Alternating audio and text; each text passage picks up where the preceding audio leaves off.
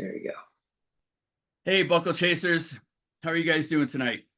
My name is Mike Iddings, and I am a 27-time Leadville finisher. I'm starting a YouTube channel called Get My Buckle, and it's all about first-timers. Whether you've done it already and you want to share your story and you're going to give some advice, or whether you got the email in January and you're just overwhelmed. Man, what do I do now? Holy cow. I have no idea what to expect. So we're going to have some of those racers on as well. They can ask me questions. We can try and help them get ready, get their head right for the race. Today's guest, someone pretty special. I think in Ken Klober's words, you are better than you think you are, and you can do more than you think you can. And this guy is, just epitomizes that phrase.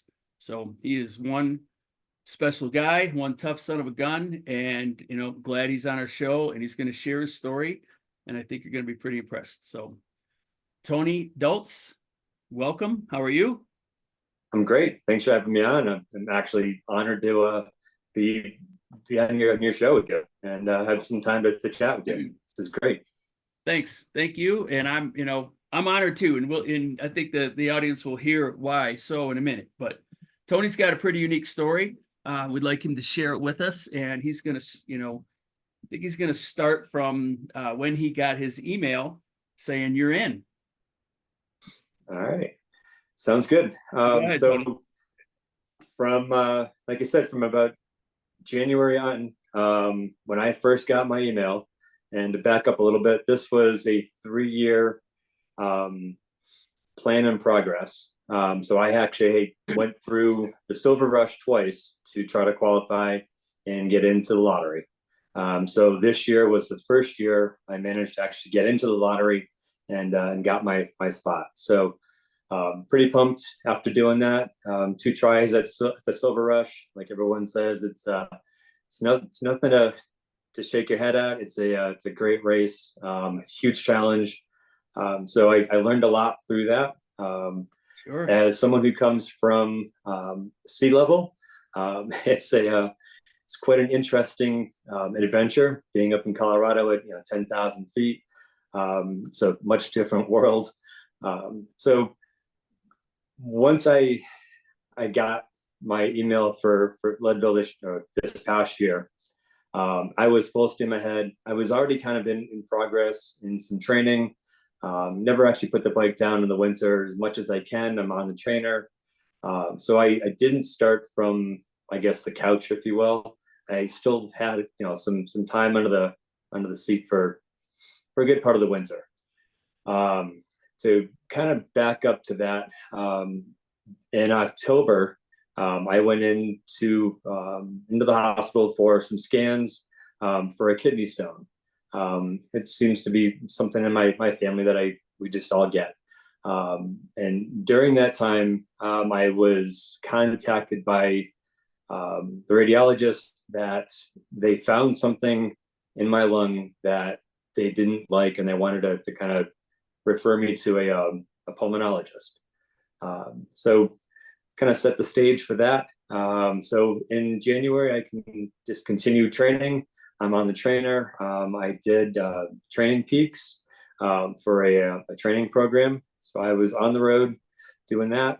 And I didn't have any actual symptoms at the time. I thought nothing of it. It was just, something weird that might have been a shadow. Who knows what was going on? So I felt just fine. I went through a clinic, a camp down in Bentonville with the From the Ground folks in April. Nice. And it was awesome. Got to meet with Chef Bijou, Brad Huff, a bunch of people from Bentonville. So it was a really awesome time. And actually with the ride series as well down there, they gave us some great pointers. So I really kind of dug myself into, I need to be ready for Leadville. From a distance, I knew that it was going to be a challenge. So I did everything I possibly could, nutrition wise, training wise. I knew, like I said, coming from someone who was at sea level, I knew I had a lot of things backed up against me. So in late April, I met with the pulmonologist, and he said we need to go in for a biopsy, and see what's going on in your lung.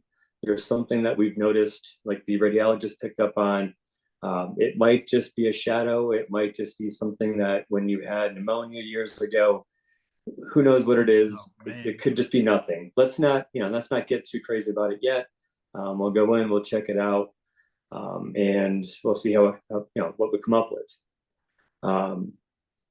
So we scheduled the biopsy in early May. It was a few weeks after I met with the pulmonologist, and did the biopsy, and I felt great after. Again, all the things pointed to this was just an anomaly that, who knows what it is. It's fine. No symptoms. I felt fine. It was, my FTP was growing. I was up around 230, 240. So I felt great. About mid-May or so, I get the call from, actually, strike that. I get a message on my health app from the doctor's office. Your results are in. And I'm sitting at my house, and they tell you not to look at the results because, we can go on, Google doctor and tell you everything that's wrong with you at the same time. And you're going to have all the major anxieties about what's going on. Let the doctor tell you what it is. I can't do that. That's not me. I immediately go to my app, I open it up, and as I'm reading through it, I had this sinking feeling that this is cancer. And as I'm reading down, they say carcinoma, and I picked up the word. Of course, I go to Google, myself, and I'm looking through what carcinoma means because I'm not medical. I have no idea what it is. And sure enough, I saw, the word cancer right there in front of me. And my partner, I was standing in my kitchen, in our kitchen. My partner came into the room, and I just broke into tears. I said, you know what? This is my worst nightmare. I lost my father. I lost my stepfather. I lost an aunt. I lost my brother-in-law to cancer. I'm like, this is what's happening. Life is about to change. So, yeah. Oh my goodness. Cancer, man. Yeah. And to sit there and find it first by reading off an app, it's awful. Well, I told you not to. Exactly. And I should have listened to the advice. Don't listen to what I do. So I turned to her and I said, I have cancer. And I expected her to say, you know what, Leadville is not for you this year. And she says to me, she goes, we're going to go do this together. So from that point on, I knew that I had someone on my side that was going to push me. No matter if I wanted to quit before Leadville, she was not going to let me do it. And I value that a lot. Yeah, that's exactly. Awesome, man. Awesome. Yeah. God bless her. We went to, yeah, exactly. We went to a pulmonologist, and he confirmed, yes, this is a cancer. He said, luckily it's stage 1. We caught it early. We're going to go in, we're going to get it out. You're going to be fine. So, your world shuts down when you get news like that. Like, even though they say you're going to be fine, it's cancer. And, many of us have lost people, and we understand the battle of what cancer can do and how quickly it can move. So they scheduled an immediate surgery to do what they call a lobectomy. So they went in on June 28th and removed my right lower lobe in the lung to get rid of the cancer in full. They said, we believe we've got it all. There's going to be no chemo, no follow-on treatment. We think we have it all. So June 28th, I woke up and I have 7 slices in my side. Well, they had to go in and remove the cancer. I have another lung cavity drain in my hip. And I'm just sitting in the hospital. I'm like, what in the hell just happened? I can't breathe. I'm on oxygen. It's like everything is just, it feels good to know that it's out, but I'm also feeling like I'm in worse shape of my entire life. I mean, what has to be going through your mind right at that moment is unbelievable. I mean, I could just see, I have, I had 6 stents installed June 22nd of 19.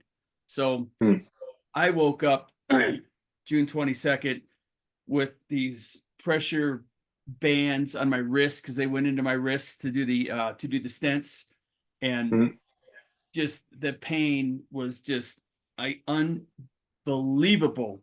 And to be sitting there and thinking it's June 23rd. Yep. I've got 6 weeks before the race. All of these things just start going through your mind. And I mean, to have bags, sticking out of your lungs and on oxygen, that had to be just devastating. Yeah. Let alone the cancer, right? I mean, that Exactly. that word itself and everything that goes with that, but then to actually have the physical things on your face and on your, oh my goodness. Right. All right. So I'm sorry. Go ahead. No, I get it. I can empathize with that. Absolutely. And I mean, like we were saying before, it's so many people from the time they get the word that they're in Leadville that go through medical, family, job, all kinds of struggles. So I feel like I'm part of a group in a way, which is kind of a weird team to be on, but it's also, you kind of appreciate the struggle that it takes just to get to Leadville. And it's hard, it's hard to kind of even put like life in front of what's happening between January and August, because all of your focus is strictly on Leadville. It's August 10th. It's August 13th. The second week in August is like your mindset from January on. And everything can point to it. Your life can change in a second. The struggle is real. But there's always to have that goal in front of you that I need to get to Leadville. Kind of keeps you going in a way. It's a big deal. It's a huge race. It's a Leadville family. Ken Clover he's so right, and even at Merrill Lee, they say Leadville is a family, and you go up there and you feel like you are part of the family instantly. And it's a great feeling. So going back to the recovery side, my doctor had told me in about 2 weeks you can get back on a bike. You need to take it slow. Luckily, being 50 years old, they don't get to see people my age in a recovery like this. So they said that the hardest part that they usually see is getting people to actually get up and get moving. So someone like you who's training for an event like this actually has the added benefit, because you're going to push your lungs. You're going to want to help get moving again. You don't want to lay down and stay here and just not move. So you're at a benefit actually for having Leadville coming up. So I took the doctor's orders to a point. I didn't wait the 2 weeks. To a point, right? Exactly. Yeah. So falling down on the mountain bike on a trail was in my mind, but it wasn't really a consideration, because I was just like, I got stuff to do. I can't sit here. I got to get out on the bike. I jump on the trainer a little bit and just pedal I was working from home, so I would jump on the bike while I was going through meetings, and I would just, pedal slowly and kind of felt my lungs kind of come back a little bit. But I also knew there was a lot of work to do. I had signed up for I think it was an 8-mile race or a 7-mile race with a friend of mine back in Connecticut. We signed up to do this race, and he kept telling me, "Don't do it. You shouldn't do it. It's too early. You're going to get hurt." And I was like, "Man, we got things to do. We signed up together. We're going to go do this." And I said, "If I end up last, I'm going to end up last. I'm just whatever. It's going to be fun." So 3 weeks after surgery, I line up for this race in Norbrook, Connecticut, Norbrook Brewery, I think it was. And of course, I'm in no condition to be out on a bike. I shouldn't even be out there, but because of the fact that Leadville's in front of me, and we are just, as mountain bikers, as cyclists, as we don't listen, and we're going to go do it because we got things to do. I do this race with him, and I'm the guy in the back, just kind of running sweep, basically. I finished, I think, 6 out of, I think, 14.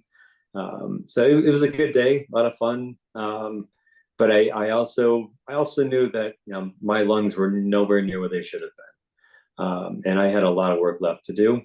So that was, I think that was the middle of July. So actually, continued to train still, slowly getting better. I knew my lungs were nowhere near where they should be. My partner and I and her family we had made reservations, I guess, if you will, at an Airbnb in Breckenridge. We went out about 2 weeks early. Excuse me. And also one of the guys that was racing from the ground up, invited him to come out the week prior to do some pre-ride as well. So we went to Breckenridge. I think it was the last week of July. So do some altitude training, some getting acclimated, and just to be out on the bike. So like do another test on your lung. Yeah, exactly. But you gotta push it, otherwise you're never gonna get back to where you need to be. And I realized fairly quickly that I was in no shape to be doing Leadville. So I looked at the website, and it said you can defer till next year, up I think until it was like 10 days prior. So I had that in my head. I'm like, so I might just end up deferring. This may not be my year. And again, my partner goes, you're here, you signed up for it, you paid the money, you're going to go do it. And I've heard to kind of keep that going in my head. That's support, man. That's awesome support. Absolutely. And so we went on a couple of training rides. The first one was we went up the Ski Hill Road up in Breckenridge. Oh yeah. And the guy who was riding with Manish, he took off like a shotgun on his bike, and I am doing like 4 miles an hour, and I can feel like one lung is working, the other one's already quit. I'm like, this is just bad news altogether. And he's like, we can go back, we can, you can take it easy. I'm like, nope, I need to keep going, we need to keep pushing. So we go do a couple of miles, and he's out, he's like, I don't know, quarter mile, half a mile up in front of me, and he stops, he gets a drink, he's doing his nutrition, and I'm just pedaling, and I'm breathing like I can't breathe, basically. And all the while it's self-doubt. It's, this is not going to work out. But he also was encouraging to make sure that I was still going. So we did a pre-ride from Pipeline over to Twin Lakes 3 days before the race, and excuse me. It was at that point that I knew that there was no way I was going to be able to finish. He's like, it was, I think that was like about a 25-mile out and back day. My body was seizing up. I couldn't breathe. It was basically crying on the side of the trail. I can't do this. And I said, you know what? I think I'm deferring. And he said to me, he goes, don't defer, do what you can, and just go out and have a good day. You know, no one expects you to finish this race at this point. You know, you're 6 weeks out of surgery. Do what you can. You're here. You know, it's Leadville. Just do it. So I said, all right. I'm going to give some reference here. This is the 3D printout of the course and the elevation from Dan Baggendorf. He supplied this for the show. Super cool. Thanks, Dan. But for reference, here, if this is the start over here, coming this way. Here's top of Columbine. This right here is Pipeline. This is Twin Lakes right here. So they rode this, which is not a lot of elevation compared to the Columbine climb, compared to Powerline climb. So, you know, just to give everybody some reference, they rode the flat sections of the course for the most part. Yep, absolutely. Yep. You get it, you know, which is smart, right? You're testing your lungs. You're just seeing what's available to you. You know, what can I do? What am I up against? You know, what's going to happen? So, all right, continue. Absolutely. No, that's a great point. I mean, even to think about it now, looking at that model, I mean, yeah, we were on one of the most flattest spots, and I was struggling. I remember coming back to Pipeline, and you know, I felt like I was going uphill both ways, you know, on 2 flat tires, and it was awful. So we get back to the car, and I'm like, he said, you know what, I'm done. This is not happening. That's when he said, you know, just go out and do it. You know, who cares? You know, start last and just have a day of it. So again, you know, I took friends' advice, you know, family's advice, and like, all right, we're gonna do this. So race day, I show up, kind of, you know, had the first timers jitters of it. I forgot to drop off my drop bags the day before. So I've got 2 drop bags in my hand, and I was looking for one of my friends. I was supposed to give it to him, and of course I can't find them. So I leave 2 drop bags by the bank at the start. I'm like, I've got my name on it, got my phone number, got my racer's number on it. Somebody's gonna find it. Hopefully it's gonna make it out to Twin Lakes. You know, it's like all the things that could happen have happened. And I'm like, why am I here? So, but oh my goodness. But once you're at the starting line and you see all the people, you see the people lined up to watch, you know, you see the pro riders that are sitting there, and you just see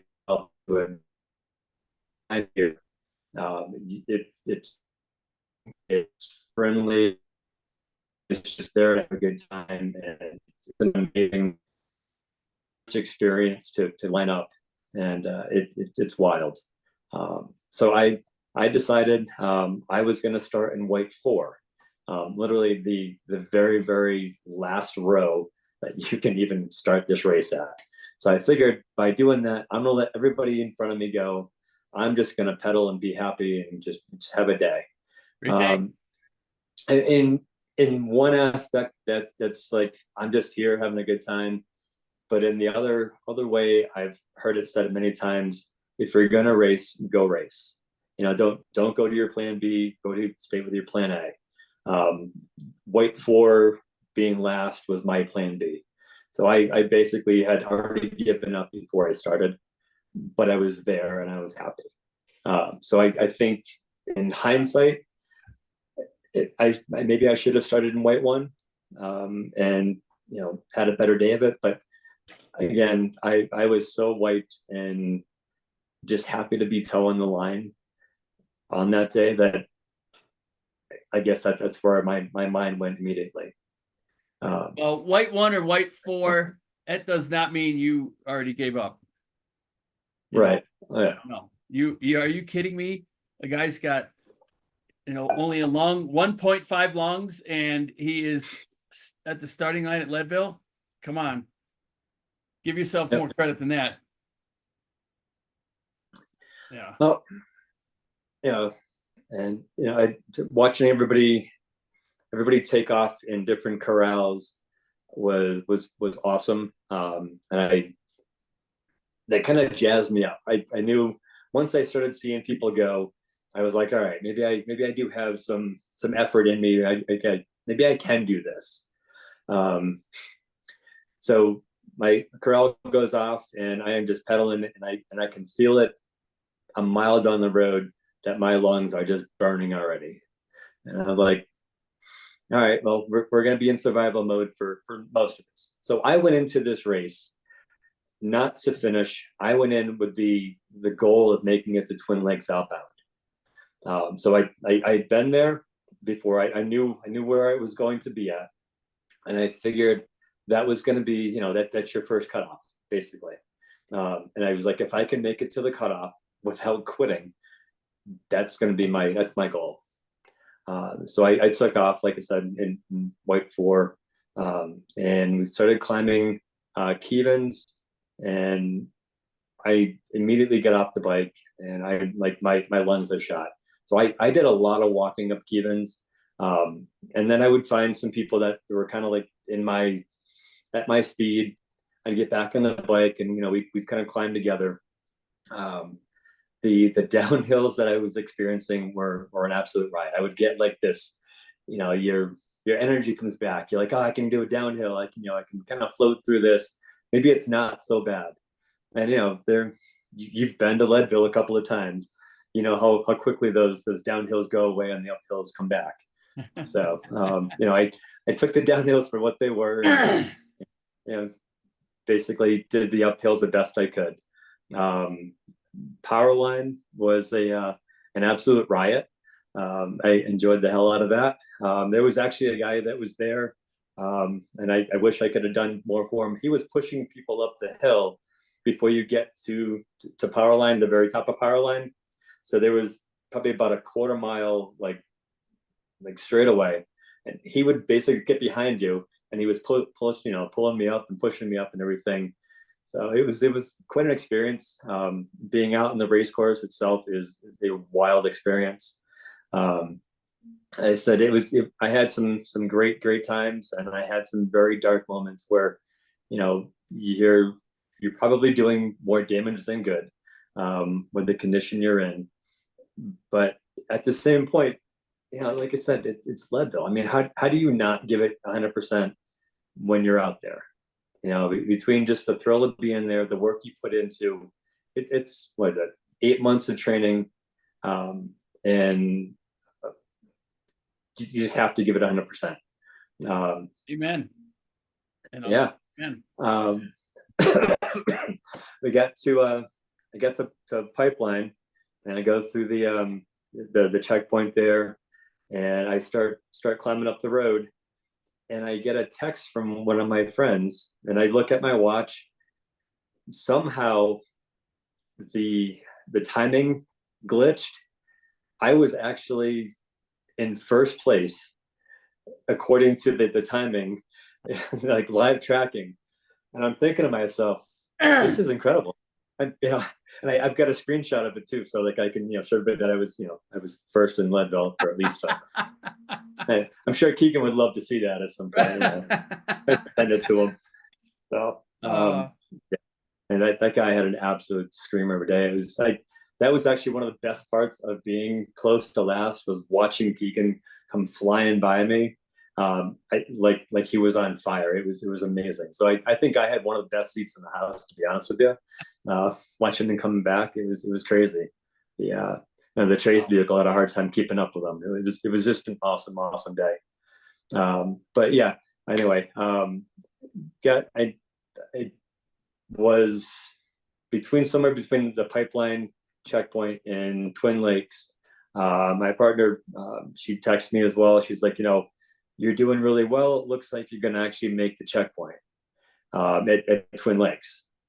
And I'm thinking, I'm doing math in my head. I knew, because I'd already been on that part of the course, what I had in front of me. And I really don't think so. Even if I do have the energy to make it to Twin Lakes, I don't think I'm going to go past. That's where I knew my body had just, it was going to be done. So that was still my goal, but having her text me and say, what, you're doing great was awesome. I had a few other friends that were there too, kind of texting me, cheering me on. So I had that in my head. But I knew that I was done. Rolled into Twin Lakes, and everyone was already coming the other way. I pull in and I get stopped. The two guys at the checkpoint, they're like, "Hey, your day is done." I said, "You know what? I'm absolutely fine with this. You can take the thing off my plate." I said, "This was my goal for the day." I said, I am 6 weeks out of surgery for lung cancer. I'm good with this. So, I had some friends that were there. Part of that from the ground up crew was there. I saw Ryan Petrie, kind of come over to me and kind of encouraged me, made sure I was okay. And I'm like, no, I'm absolutely fine. So, my day was done there. But I can honestly say that I met my goal. I do have unfinished business at Leadville. I didn't get a lottery slot this year, so I think this is I guess they call it a gap year. I'll try again next year, but now that I'm living out in Colorado, I have access to Leadville, and hopefully I can go up and at least do some more riding, and maybe at my pace or whatever. But yeah, there's definitely some unfinished business up there. Oh my goodness. Well, congratulations. That is unbelievable. Unbelievable. Yeah. There are people and there are people who missed that cutoff who have 2 full lungs. Yeah. I don't care if I just don't care that your, lung surgery, compromised, capacity, reduced capacity. Awesome. Absolutely awesome. I mean, man, you have to feel like Superman, after that, just knowing that was my goal. I did it. You had to feel like you crossed the finish line after that. Yeah, it was my own personal finish line for sure. Right. At 40 miles in, I was perfectly happy with that. Oh man, that's quite the story. It's super. Yeah. So, if anybody out there, first timers who come from sea level, who don't think they can do it, who aren't sure, who whatever, it doesn't matter. Whatever you're thinking, quit thinking it. Because whatever you're thinking wasn't what Tony was thinking. And he had he had a serious, a significant thing to think about. And he said, I'm doing it anyway. So, no excuses, no excuses. There are no shortcuts, No. There are no shortcuts, and whatever life throws at you between the time you get your email confirmation and the starting line, you just deal with it. You deal with it. You push through. You're tougher than you think you're better than you think you are. You can do more than you think you can. And absolutely. Yep. Leadville is hard. Leadville is very hard, and it does take a lot of training. You need to have your nutrition down pat. There's plenty of options out there. Find what works out well for you. I know I found out through trial and error what works well for me nutrition wise, but you got to have it all together. Your nutrition, your training, your plan for the day, and an awesome support group. I mean, I think seeing you at the riders meeting also kind of gave me a lot of encouragement. It was definitely a big push. So it was awesome to meet you there and be able to spend some time hanging out and talking with you too. So yeah, that was an emotional moment for both of us because Tony had faced he faced with that cancer word, and 10 days after Leadville, I lost my stepdaughter to cancer. Hers was a late detection of breast cancer. It was stage 4 when they found it, and it is a terrible, terrible, terrible thing. And to be faced with that, can't even imagine. Just can't even imagine. So good on you.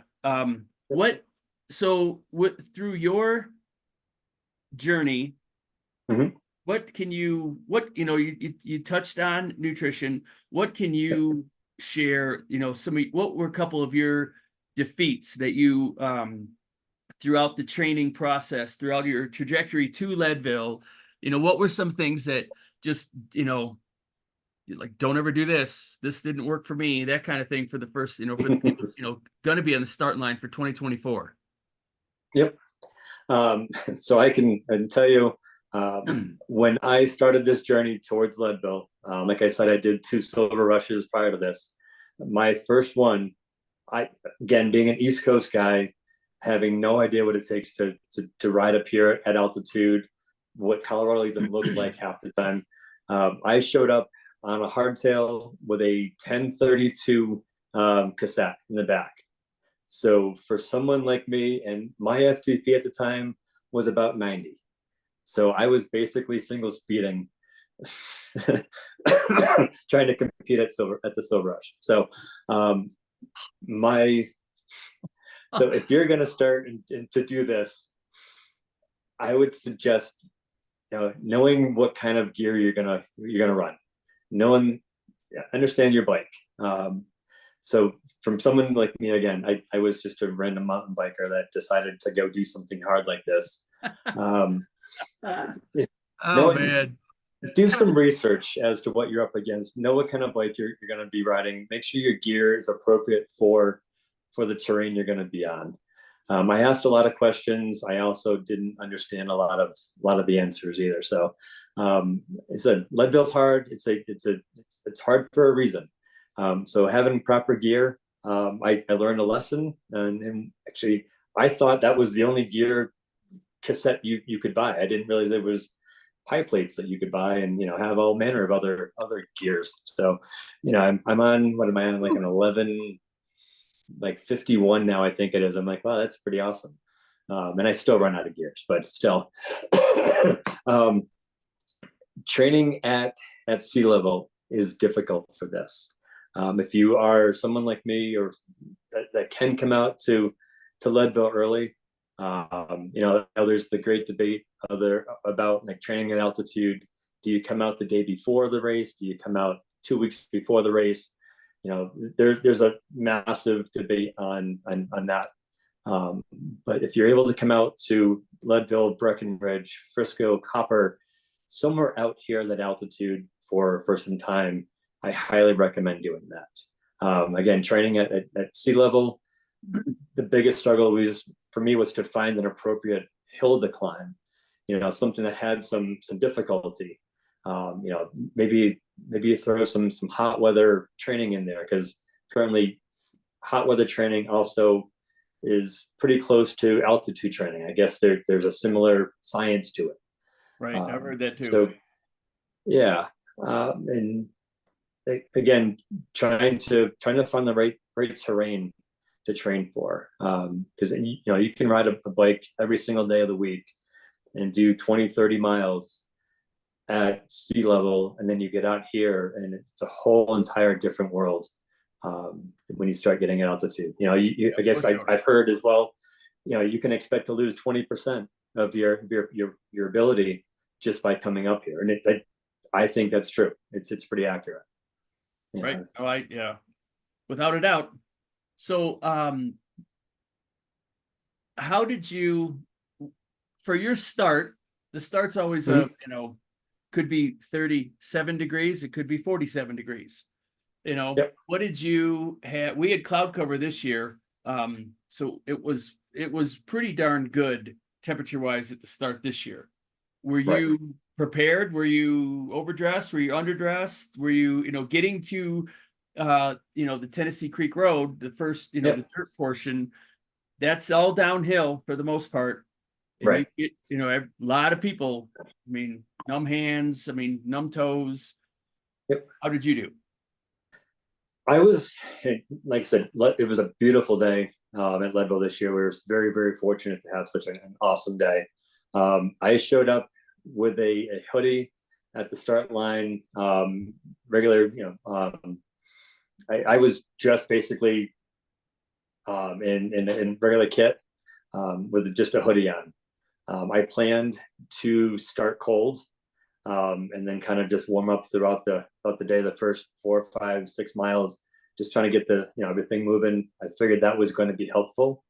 2 years ago, when I did the first Silver Rush, I showed up basically as if it was the middle of winter, and I found myself just stripping, my vest. I had arm warmers on. I had like a separate hat on. I was ready for old man winter up here, and I suffered through that. So that was a huge lesson learned, to basically plan to be a little cold at the start.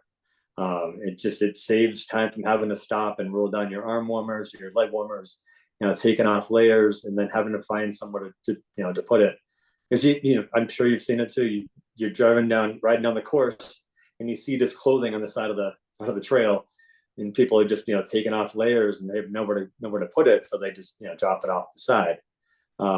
So my goal from listening to people in previous years, just bring a hoodie with you, hand it to somebody on the side. If you've got your crew with you, make sure somebody grabs it, or I guess they do donations at the thrift shop in town. So either plan to donate or to find someone who you can give that one layer off to. So that was my lesson in how to dress for the day. I felt like I was a little chilly a couple of times, but I feel like I was appropriately dressed in just a regular kit, nothing special. Yeah. I hate getting cold, so I'm a little more dressed than that. But just for other, for people who 2024, I cleaned the course up from at least Tennessee Creek Road to Carter Summit. And Tennessee Creek Road, for everyone, is where you turn off the pavement and you turn onto it's your first right-hand turn to the dirt. That is taking you to the St. Keevan climb, and it's taking you to Carter Summit, where you hit the pavement and turn right, head down Turquoise Lake Road. I clean that section of the course up. So if you are overdressed, or if you are just layered up and you get to the bottom of Keevan and it's time, you can throw your stuff to the side. It's not littering. I will pick it up in the morning. I will post it on Facebook and get it back to you. I will take it to the retail shop and put it with the other clothes. Somehow, if you got something nice and you've ditched it, we'll make sure you get it back. So yeah, a good idea to put a name, number on, like we did when we were kids. Your parents would put your information on your tag before you go to camp. Same idea. It's a great thing. Yeah, and we'll figure out how to get your stuff back to you if you do need to get rid of it. Which I recommend. I mean, I fully recommend. I recommend going to Goodwill, getting a layer of clothing for the start, gloves, jacket, whatever, and then when you get to the bottom, toss it. You don't have to worry about it. It will go to. If you don't want it back, it'll go to Goodwill. It'll go to Echo. So it'll get repurposed. Yep. All right. Any other? I bought a hoodie at the thrift shop in town, and somehow I ended up getting it back. I had no intention of getting it back. I was like, well, okay. I guess this thing wants to be here. So all right. Well, any other things that are just jumping at you that you want to leave for the first timers coming up?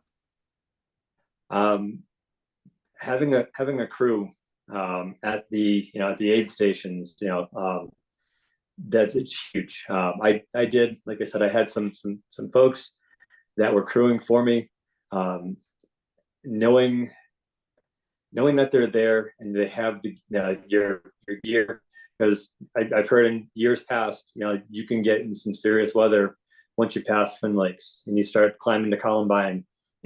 Any weather can happen. Again, I didn't get to see it, but I've heard you gotta plan, maybe have a raincoat, something like that, because it does rain quite frequently in the summer up here, and the storms come out of nowhere. So, and hypothermia happens very quickly. Yeah, and they're usually not friendly. Right. They're nasty. When you're at 12,000 feet and the storm rolls over the mountain, if you're not ready, man, It is going to change your day in a bad way. So that's part of that, that preparation, knowing what to bring, knowing, just knowing what you need, knowing what you have to have for Leadville. So Absolutely. all right. Well, Um, I you can got to do give any it kind to of you. Go ahead. What? course recon as well. If you can come up and ride parts of the courts, it's only helpful to have an understanding of landmarks, where you are throughout the day. So that was my other big takeaway, the benefit of being up here. Yeah, to know that if you've got some course markers for your own personal course markers, you're only so far, and you're taking in sections instead of worrying about the whole 105 miles, Yeah, divide and conquer. absolutely. Right. All right. Well, I got to tell you, incredible story. And you're putting your name in your hat for 2025? I definitely will.